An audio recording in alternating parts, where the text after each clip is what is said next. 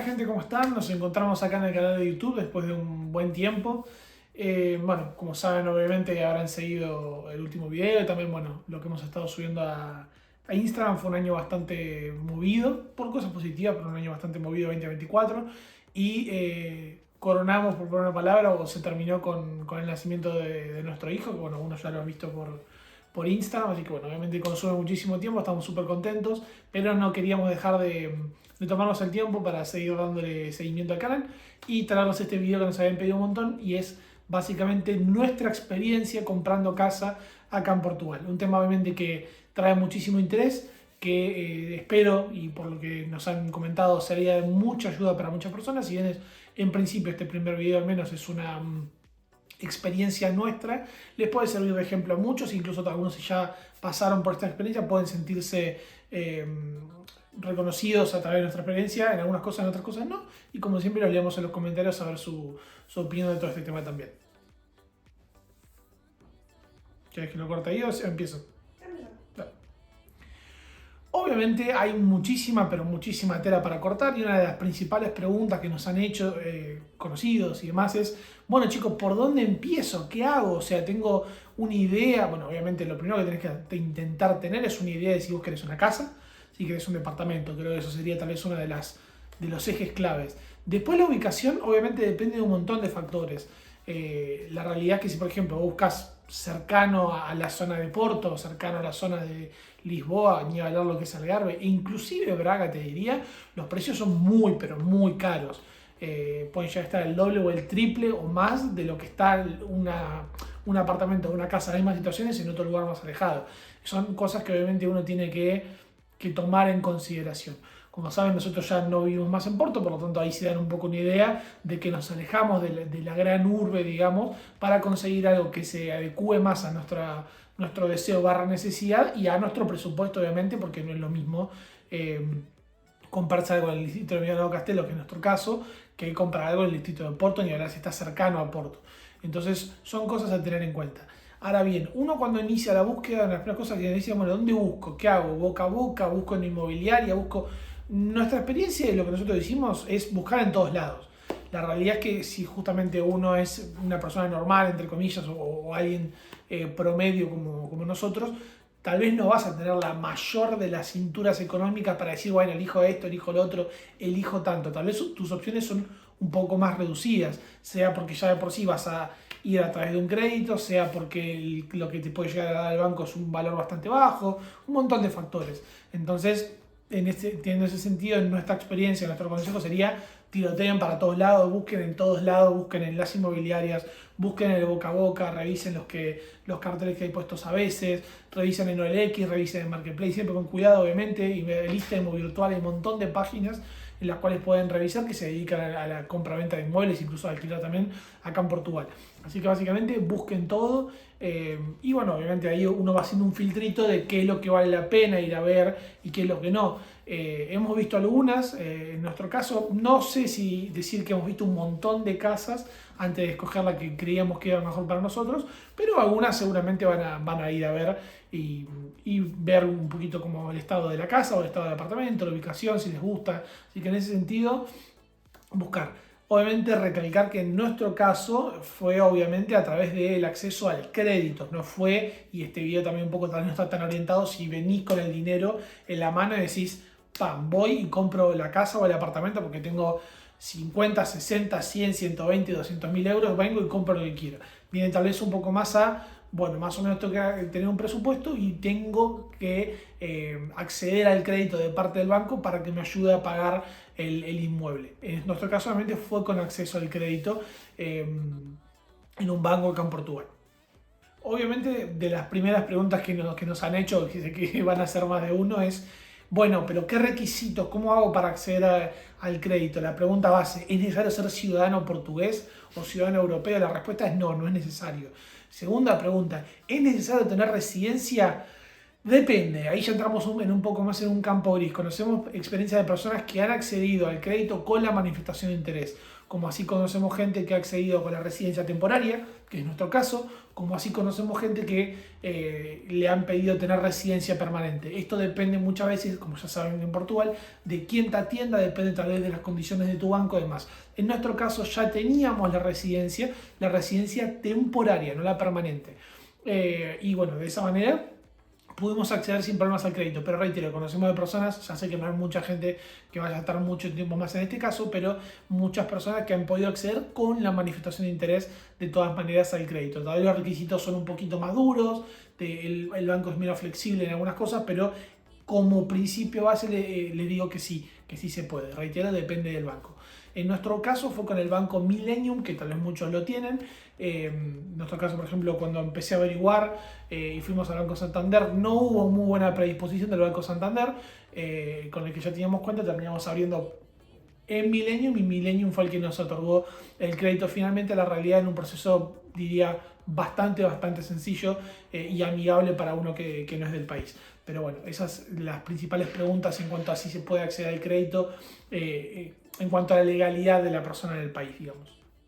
Ya respecto al crédito, obviamente hay muchísimo para analizar y hay cuestiones bastante técnicas que van a incidir en las condiciones en las cuales le otorgan el crédito. Dígase el monto que les van a dar, el plazo en el cual les permiten, como máximo, ¿no? El plazo máximo en el que les permiten reintegrar el dinero que les han prestado y bueno, diversas condiciones más.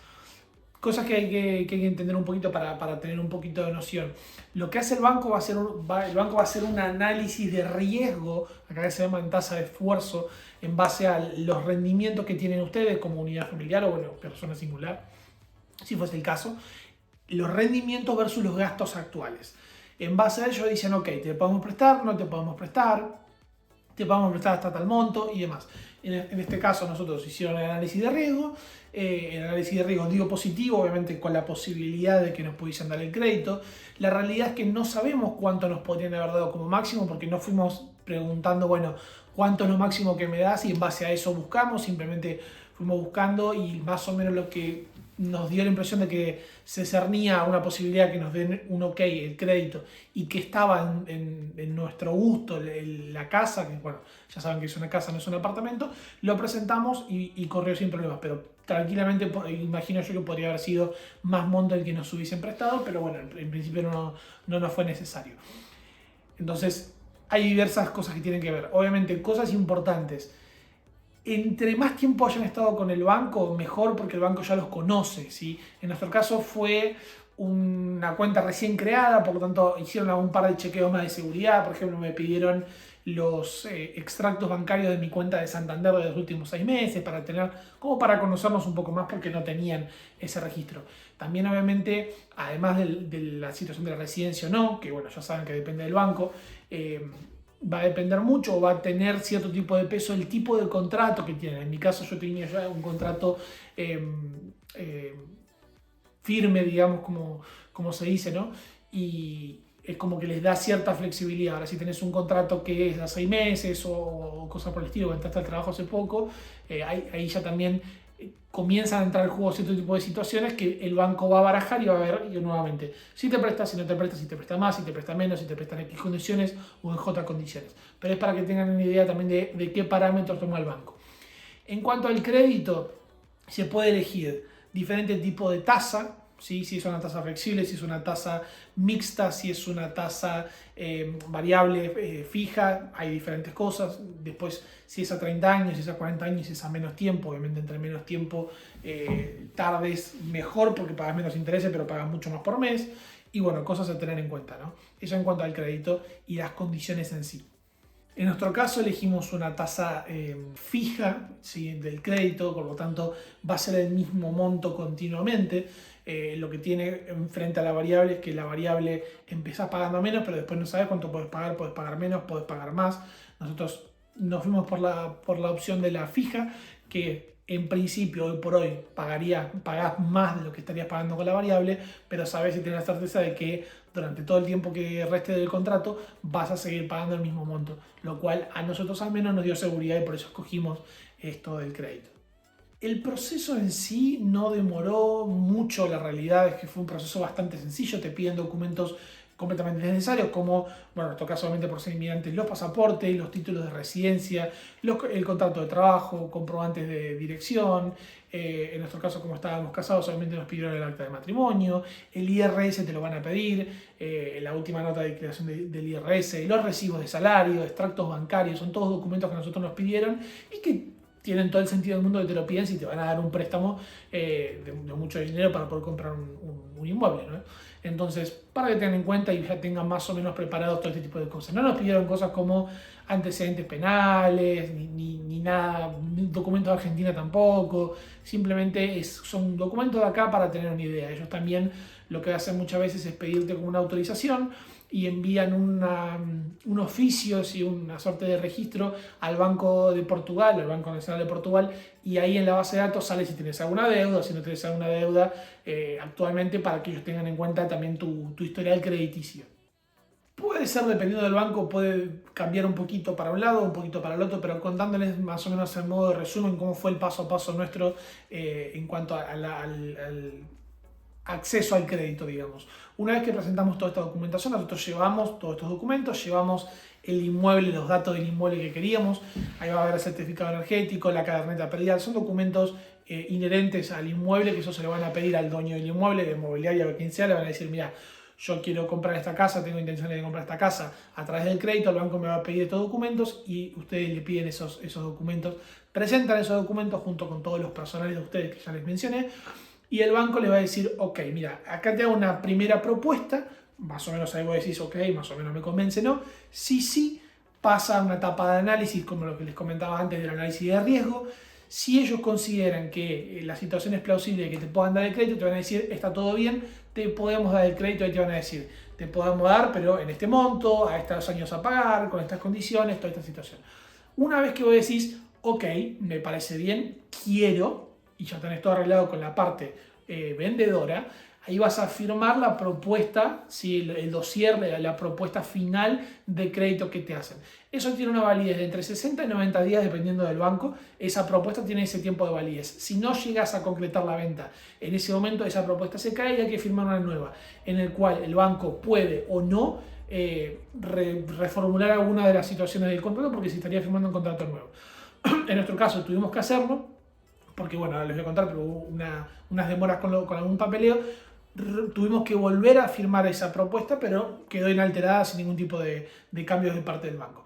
Una vez que firmas esa propuesta, ellos también lo que hacen es enviar una tasación del inmueble. Van a enviar a un tasador profesional al inmueble, a la casa, al apartamento, para inspeccionarlo y ver que más o menos haya una relación entre el precio que vos estás pagando por el inmueble y el precio real del inmueble, porque puede suceder de que esté muy sobreprecio el inmueble. Vamos a decir, el inmueble está a 10 pesos, cuando en rigor de verdad el valor de mercado está a 5, el banco probablemente no te va a prestar esos 10 porque no considera que después lo pudiese recuperar ante una eventualidad de que lo necesitara.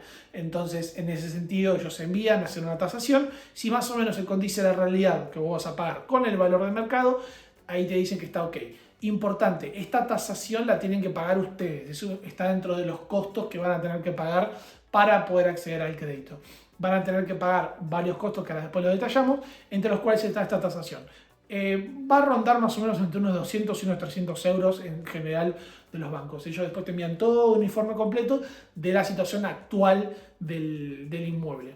Una vez que todo está ok, que ellos te dijeron que sí, que el inmueble está bien con la tasación y demás, lo que queda es, van, firman la propuesta, está todo listo y se va a pactar un día para firmar las escrituras. Ese día van con las partes a firmar las escrituras y el banco va a emitir cheques, puede ser uno, puede ser dos, puede ser tres, dependiendo. Hay bancos que te cobran más, hay bancos que te cobran menos por cada cheque, pero van a emitir cheques, vamos a poner que es uno solo, el cheque con el monto a la parte vendedora. Por lo tanto, vos no tenés que hacer nada, vos simplemente vas y firmás, no tenés que meterte a hacer transferencias ni nada. Ellos agarran y hacen la transferencia emiten un cheque y hacen la transferencia de tu cuenta a la parte vendedora y queda hecho, firma la escritura y te llevas tus papeles. Una parte importante de por qué les comentaba que en nuestro caso se demoró un poquito más. Algunas cositas a tener en cuenta, o una cosa importante a tener en cuenta. Si ustedes van a querer comprar un inmueble y van a hacerlo a través de crédito de habitación, tienen que revisar en todos los puntos, creo que los dos más importantes, para no generar falsas expectativas con un inmueble que luego no van a poder adquirir. La primera situación que tienen que verificar es si esto tal vez va más para las situaciones de las casas. Los apartamentos sería un poco complicada que existiese la situación, por lo tanto va más para las casas, pero igual, atención. La propiedad, vamos a poner toda la casa, tiene que estar registrada ante finanzas. ¿A qué voy? Imagínense, ustedes tienen una casita normal y luego le hicieron un anexo o le hicieron un garage. Lo que sucede muchas veces es que eso nunca se registra la primera parte de la casa y las consecuentes construcciones que se hacen de la casa no se registran, entonces luego eso queda sin registrar y eso causa que no se pueda acceder al crédito de habitación porque hay parte de la casa que no está registrada. Entonces tienen que preguntar siempre si toda la casa está registrada. Si no toda la casa no está registrada, ahí hay un problema porque no van a poder acceder al crédito de habitación, que no fue nuestro caso acá. El segundo de los casos, que este fue nuestro caso por el cual se demoró un poco más, es que obviamente acá, como saben, hay una población de tercera edad muy grande y muchas veces lo que sucede es que obviamente los adultos mayores fallecen y obviamente, como ya saben, la propiedad de sus inmuebles pasa a la de los hijos. Pero para poder hacer eso hay que realizar el proceso de la llamada sucesión de la titularidad de los inmuebles. ¿Qué es lo que sucede? Obviamente es algo que tiene costos y que muchas veces la gente quiere ahorrarlos. ¿Qué es lo que sucede? Vamos a suponer, en este caso, la persona A, que es la persona mayor, falleció, pero no se hizo la sucesión del inmueble para los hijos. Por lo tanto, sigue la titularidad de la persona fallecida. Ustedes quieren comprar esa casa. Si ustedes viniesen con el dinero en mano, no hay problema. Ahora bien, si quieren acceder al crédito de habitación, tiene que estar hecha la sucesión. Entonces, en nuestro caso, por ejemplo, no se había hecho la sucesión de la propiedad para ahorrar dinero, por lo tanto, se tuvo que comenzar a hacer eso, lo cual demoró casi 2 meses entre una cosa y otra. Una vez que eso ya estuviese pasada la titularidad a los herederos, ahí sí ya podíamos acceder al crédito y poder comprar la casa. Así que verifiquen estas dos situaciones, si está todo registrado, en el caso de las casas, si está todo registrado en finanzas, y en el caso de, pueden ser apartamento o no, si está realizada la sucesión en el caso de que fuese. ¿Para qué? Para que no tuviesen demoras a la hora de poder acceder al crédito. Esto, en este caso, generó esta demora que por consiguiente terminó que tengamos que firmar una segunda vez la propuesta de crédito. No es nada grave, pero es para que lo tengan en cuenta y manejen la situación de los tiempos. Más cosas a tener en cuenta.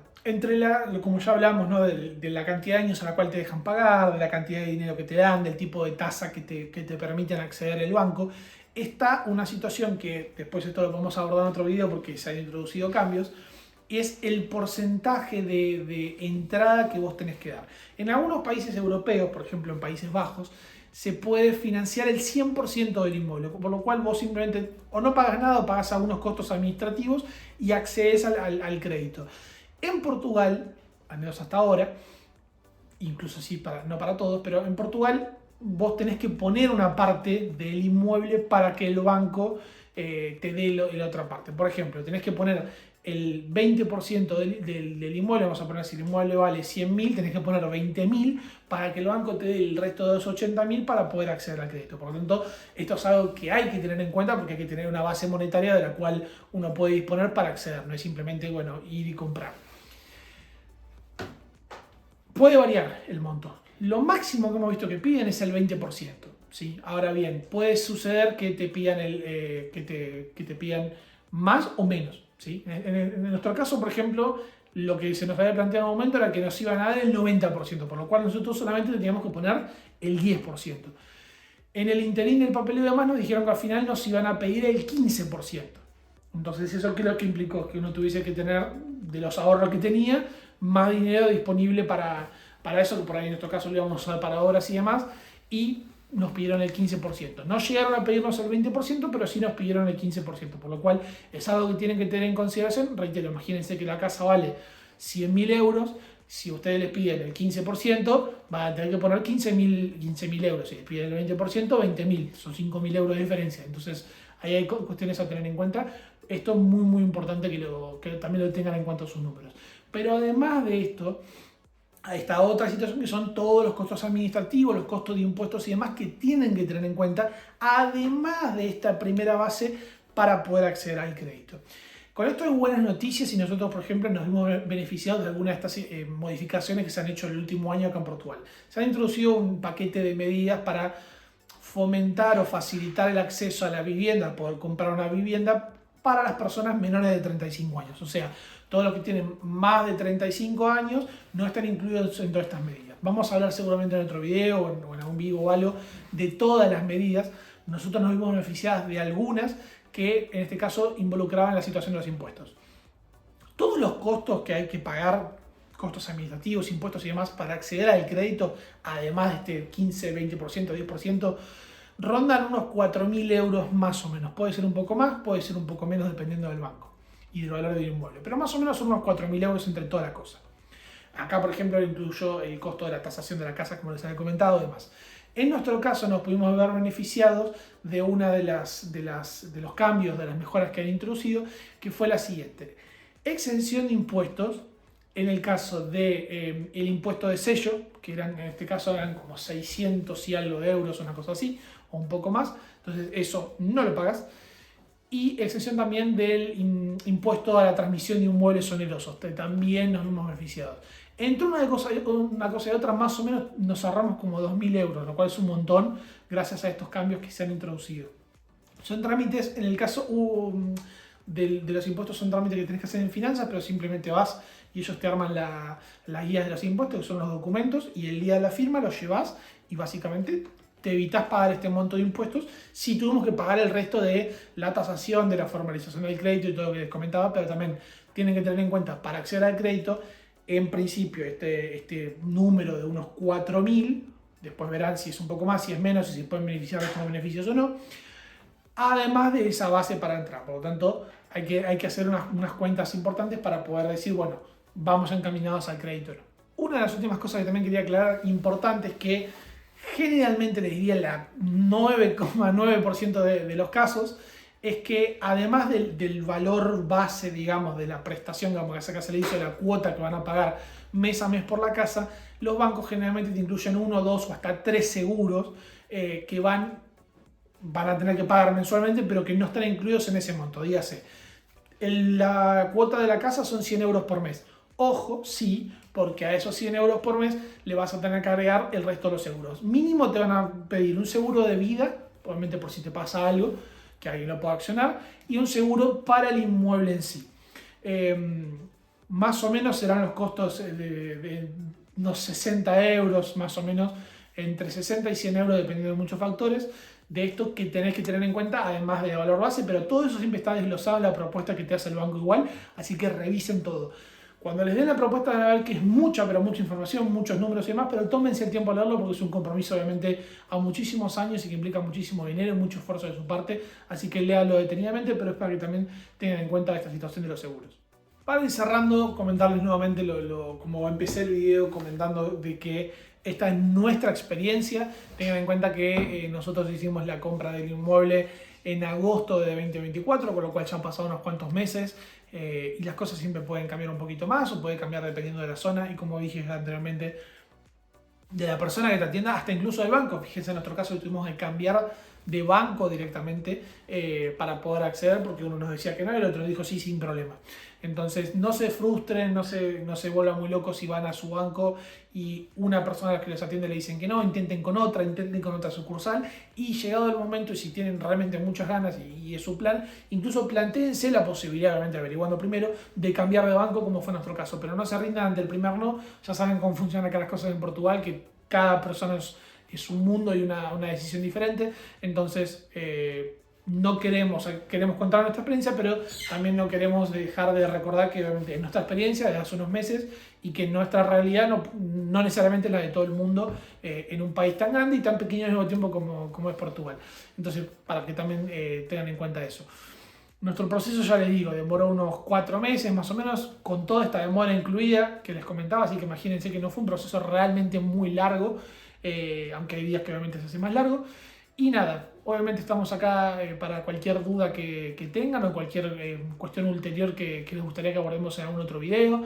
Hay muchos cambios que se han introducido como ayuda para poder adquirir esta primera casa, y obviamente podemos hablar más en profundidad o de una forma más técnica de ello. Si les gustaría, nos dejan acá en los comentarios, pero esta es nuestra experiencia comprando nuestra casita acá en Portugal con crédito de parte del banco. Estamos muy contentos, obviamente, es un logro muy, muy importante. Les agradecemos a todos los que nos han deseado cosas tan lindas en todos estos meses. Y nada, básicamente es para comentaros un poco esto, que es lo que nos habían pedido y es lo que nosotros habíamos prometido contar en nuestra experiencia. Esperamos que les sea útil y los leemos acá en los comentarios qué opinan y qué tipo de dudas tienen o qué cosas les gustaría que abordemos en un futuro video. Hasta la próxima.